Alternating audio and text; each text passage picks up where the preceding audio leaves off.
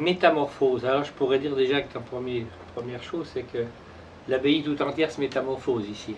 Donc, on est en cours de restauration, on vient de restaurer la partie sud du monastère.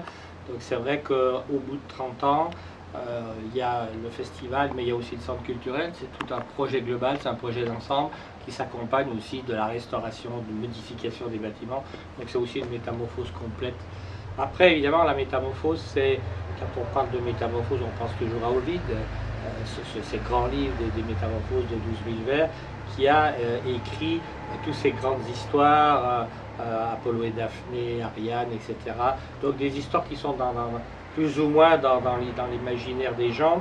Et c'est vrai que tous les librettistes de l'opéra baroque se sont emparés de ces histoires et les ont mis en musique. Et c'est très très facile, évidemment, pour les auteurs de faire disparaître, transformer Daphné en laurier ou un autre en pin, etc. Donc si vous voulez, je crois que la métamorphose ça a été vraiment très très utilisée dans les opéras baroques, mais pas que dans les opéras baroques, un petit peu tout le temps, même dans les histoires qui sont aujourd'hui des histoires que tout le monde connaît, Cendrillon, la fée Carabosse avec sa courge qui se transforme la citrouille qui se transforme en carrosse. Je crois que la métamorphose fait partie vraiment de l'imaginaire collectif et tout le monde a puisé dans ces métamorphoses d'Ovide.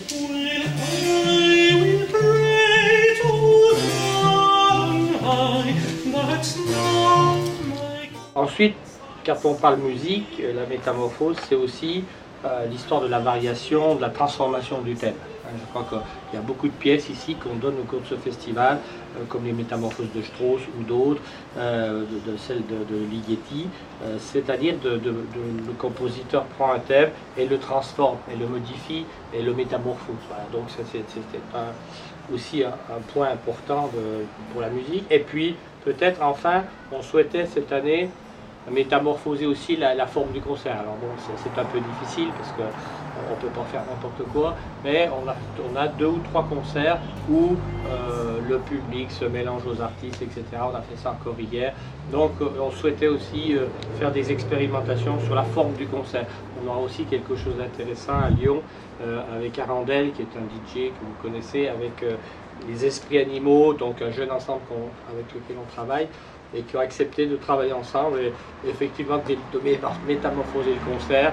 On ne sait pas encore effectivement ce que ça sera, puisque en fait ils ont travaillé il y a quelque temps, je crois, à Paris. C'est des expérimentations, peut-être ça sera bien réussi, peut-être qu'on dira ça va pas du tout, mais l'idée est de dire, ben c'est bon, la version, le public d'un côté et les artistes de l'autre, on peut peut-être trouver d'autres choses. Bon voilà, mais ça c'est, bon, j'allais dire, peut-être plus anecdotique par rapport au fond de la programmation.